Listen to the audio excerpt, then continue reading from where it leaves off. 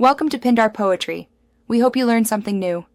In this video, I will show how to find hidden stash GTA 5 only ways.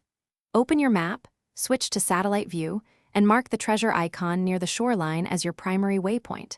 Then travel by sea or helicopter to the waypoint, use a metal detector or a shovel when prompted, and search obvious landmarks like shipwrecks and caves. Stay patient and listen for audio cues that signal nearby loot.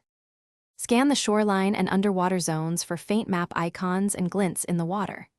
Equip scuba gear or a submersible if the stash is offshore, or park quietly and approach on foot for on-land finds.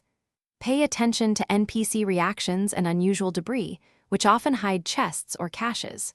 Save before digging, and check nearby sea caves, piers, and abandoned boats for extra rewards. Use binoculars to avoid rushing into crowded areas when the treasure icon is nearby, as police and gangs can ruin the hunt.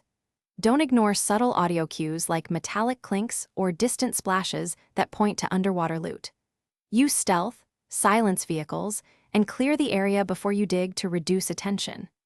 If you still cannot find the stash, revisit the marked waypoint at different times of day for often changing spawn conditions.